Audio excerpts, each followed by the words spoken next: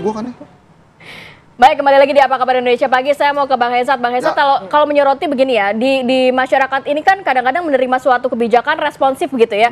Baru dibilang kenaikan UMP, kemudian kenaikan tunjangan dan lain-lain. Itu sudah diiringi dengan kenaikan harga bahan pangan begitu. Bahkan ini kalau kita melihat UMP 2025 cuma naik 300.000, tapi harga bahan pokok melambung lebih tinggi. Nah, berarti harusnya juga ada antisipasi dong ya. Jangan sampai ini cuma janji manis PHP, tapi ternyata harga-harga sudah naik dan lain sebagainya. Ini gimana dong? Jadi saya selalu menilai bahwa setiap komunikasi politik yang disampaikan oleh pemerintah, kebijakan-kebijakan baru itu nggak bisa dilihat dari satu sisi aja. Tapi harus dilihat secara komprehensif kondisi perpolitikan di Indonesia saat ini sedang gimana. Penyampaian hal-hal bagus yang didengar oleh rakyat ini kan tentu saja berdekatan dengan era pilkada. Momennya ada. Di pilkada tidak mulus 100%. Tingkat partisipasinya rendah. Ada beberapa terjadi anomali.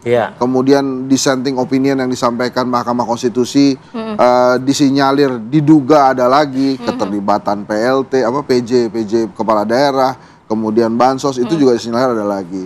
Sehingga harus ditenangkan juga, maka kemudian muncullah program-program ini. Nah, makanya dengan kebijakan-kebijakan yang menyenangkan kan, kayak misalnya tadi Ratih nungguin harga tiket pesawat turun, tapi kan implikasinya adalah ada keinginan dari pemerintah untuk menurunkan harga aftur gitu misalnya. Apakah itu serta-merta mudah kan? Nggak gampang juga gitu ya. Terus kemudian ada insentif buat guru. Kemudian ada kenaikan upah UMR 6,5%. Itu kan juga akan selalu direspon begitu cepatnya oleh buruh dan tenaga kerja.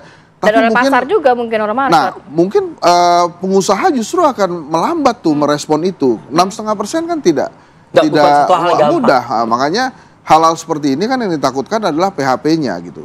Ini PHP nggak nih? Apa implikasinya kalau PHP nanti? Rakyat marah. Akhirnya Pak Prabowo kena cap lagi. Walaupun begini, saya standpoint-nya adalah sebelum lewat 100 hari, nggak apa-apa. Silakan aja dicoba. Masa kita belum apa-apa langsung ngejudge ini nggak bisa, ini nggak bisa, ini nggak bisa. Silakan aja dilakukan, tapi harus transparan. Kan tadi yang pertanyaan saya itu, ketika pulang membawa berita bagus, makan siang bergizi gratis akan dibiayai oleh China. Ini belum dijelaskan oleh pemerintah.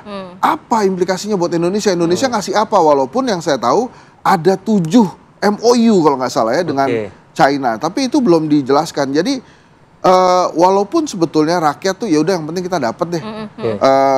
Nanti terserah aja bagaimana pemerintah cari uangnya. Nggak bisa gitu juga. Kenapa? Misalnya implikasinya harus 800 triliun bayar bunga hutang, ada desas-desus kenaikan pajak 12%, walaupun katanya masih dikaji 12% lumayan. Mungkin karena itu juga kan makan bergizi gratisnya itu dipangkas gitu kan? Sekarang ya dan lain-lain gitu ya. Bahkan ada beberapa hal yang misalnya tenaga kerja sekarang. Terus bagaimana tadi sebelum acara yang sekarang ini, topik yang ini kan kita bahas juga tuh bagaimana kondisi di masyarakat, ada anak bunuh kekerasan orang tuanya dan lain-lain lah. Jadi memang beberapa hal itu jangan sampai dikesampingkan hanya melihat dari sisi ekonomi aja nih, duit aja nih kan duit semua nih, uang aja nih semua solusinya, dinaikkan sementara tapi ada yang terabaikan. Ya terabaikan terutama soft skill dan kemudian kondisi-kondisi situasi di masyarakat. Ya pertama saya jawab dulu yang kenaikan tarif ini kan akan berlaku 16 hari penyesuaian tarif itu dari 19 Desember hingga 3 Januari ini akan berlaku. Jadi memang sekarang belum termin waktu tersebut begitu ya. Sangat jelas, sangat clear kebijakan itu akan dieksekusi. Lalu tadi soal PPN naik 12%. Bukan naik 12%, naik 1% dari 11 ke 12. Ini perlu ini juga belum. Ini juga belum, jangan lupa ya. Jadi ini kalaupun naik di 1%. Tapi menjadi 12% ini juga ada implikasinya begitu. Amanat undang-undang menyebutkan 1 Januari 2025. Ya, tapi nanti kita lihat karena belum dieksekusi kebijakan ini kan. Kita tunggu kebijakan dari Pak Presiden. Nah, lalu bagaimana saya sepakat dengan Bang Hendri ya, kalau soal sosial, ya kita bangun. Zaman Pak Jokowi mungkin infrastruktur yang dibangun. Nah, ke depan ini sumber daya manusia yang akan dibangun oleh Pak Prabowo. Kita meyakini bahwa Indonesia Emas 2045 adalah dibangun dengan konstruksi tadi, salah satunya adalah makan bergizi gratis. Nah, ini kan program jangka panjang yang sudah dipersiapkan oleh Pak Prabowo. Saya masih ingat dulu programnya sebenarnya Pak Prabowo punya program yang tadi yang sangat jelas, sangat clear untuk memastikan anak-anak Indonesia bergizi. Saya masih ingat bagaimana misalkan saya dulu mohon maaf, kekurangan gizi lah ya. Bagaimana saya kurus sampai hari ini itu juga menjadi persoalan. Kalau Bang Henry sangat kelebihan gizi. Nah, oleh karena baru aja loh, Mas. Dulu saya juga. Nah, dalam konteks itu saya meyakini ini yang harus dibangun oleh Pak Presiden, memastikan anak-anak Indonesia tidak ada yang stunting. Gizinya tercukupi, nutrisinya proteinnya juga gitu. Kalau masyarakat lihatnya mungkin yang penting programnya jalan, tapi tadi kata Bang Hensat, duit dari mana? Apakah memang sama China ini banyak perjanjiannya sehingga bisa membiayai kita makan bergizi gratis? Yang pasti gini, postur anggaran kita kan disesuaikan. Misalkan tadi dari 15 ke 10% sesuai dengan 10.000 ya, dari 15.000 itu memang sudah dikaji oleh Pak Presiden bahwa memang di daerah tertentu itu cukup dengan kalori 600 sampai 700 kalori itu. Jadi menurut hemat saya apa yang dilakukan oleh Pak Presiden sudah on the track dalam konteks memastikan ya anak-anak Indonesia baik di pesantren maupun di pendidikan formal untuk mendapatkan gizi yang sesuai dengan... Soal keterlibatan asing itu Kang Ujang? Ya tentu nanti ada Pak Presiden sendiri yang menjawab itu ya, karena dalam konteks ini ada juru bicara yang khusus untuk menjelaskan ini. Oleh karena itu saya dalam konteks bidang politik memastikan bahwa Pak Prabowo komitmen tadi bahwa dalam 1 bulan sudah melakukan langkah-langkah yang progresif. Ada janji manis gitu ya? Tidak ada janji-janji yang PHP tidak ada. Tidak akan ada omon-omon. Akan dieksekusi bagaimana makan siang bergizi 2 Januari kita akan eksekusi.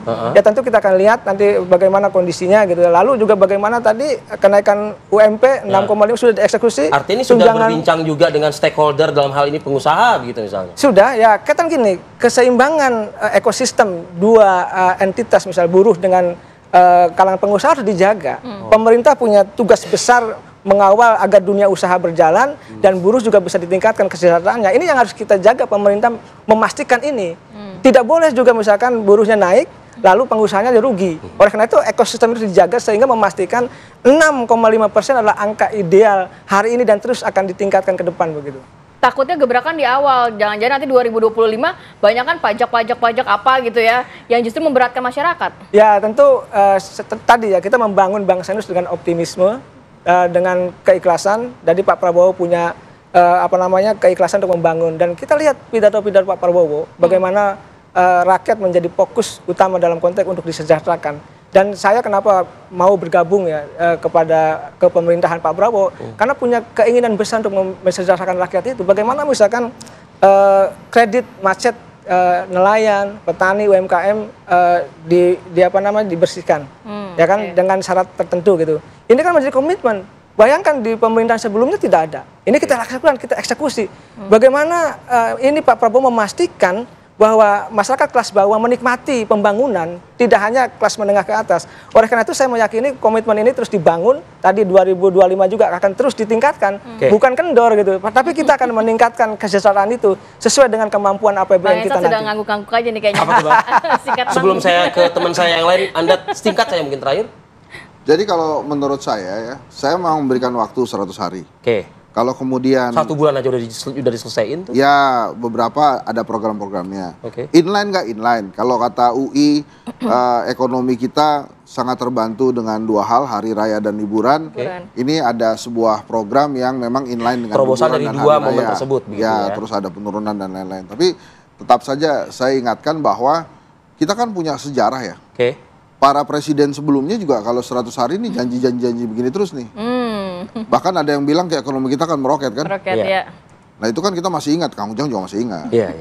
Nah setelah itu nih gimana? Jangan sampai kemudian hal-hal yang sudah dijanjikan ini tidak terjadi. Bahkan beberapa hal saja sudah mulai muncul pertanyaan-pertanyaan di masyarakat, ekses dampak dari pilkada, kemudian pertanyaan kira-kira kapan sih Pak Prabowo mulai independen gitu misalnya, atau apakah akan ada reshuffle kabinet lagi untuk memperbaiki kondisi negara saat ini. Kemudian tentang Danantara yang katanya per hari ini juga belum inline nih dengan Kementerian BUMN dan lain-lain. Jadi memang masih banyak pertanyaan-pertanyaan, tapi menurut saya harus puji Pak Prabowo.